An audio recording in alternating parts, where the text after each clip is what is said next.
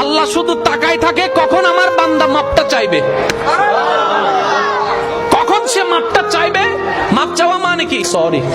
সরিটা কি? আমি তার সামনে নিজেকে ছোট বানালাম, আমি তার সামনে নিজেকে অনুশোচনায় আনলাম, না আসলে আমার কাজটা ঠিক হয় নাই।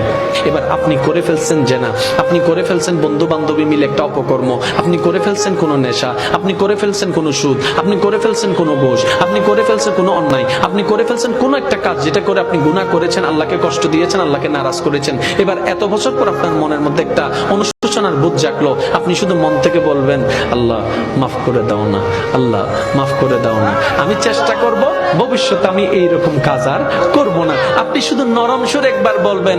আল্লাহ পাক জানেন আপনি যখন এরকম করে চোখের পানি ছেড়ে ছেড়ে যখন আপনি তওবা করেন, তখন আল্লাহ পাক ফেরেশতাদেরকে ডাক দেয়, ফেরেশতাদেরকে ডেকে বলে, ও জিবরাইল দেখো না আমার বান্দা কত ছোট বাচ্চার মতো কান্না করছে, কিভাবে চোখের পানি ফেলছে, কত রং বেরঙের কোন সুন্দর নামে আমাকে ডাকছে, কখনো রহমান ডাকছে, কখনো রহিম ডাকছে, দেখো না তার ডাকের কত মায়া, দেখো না তার ডাকের কত ভালোবাসা, কত মায়া দিয়ে আমাকে ডাকছে। ও ফেরেশতা জিবরাইল তোমার কোনো গুনাহ নাই সেটা আমি জানি, কিন্তু কখনো আমার এই গুনাহগার বান্দার মতো করে কখনো আমাকে ডেকেছো, এত ভালোবেসে কখনো ডেকেছো, আমি আল্লাহর সন্তুষ্টি পাওয়ার জন্য কখনো 2 ফোঁটা চোখের পানি তোমরা ফেরেশতারা ফেলেছো? ফেরেশতারা বলে যে আল্লাহ আমাদের গুনাহও নাই, কান্না করার তো কোনো দরকার নাই।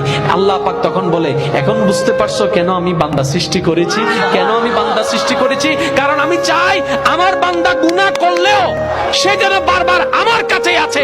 বান্দারে একবার শুধু তওবা কর মন থেকে, আমি তোর একটা তওবার কারণে 1000 গুনাহ মাফ করে দিতে পারি।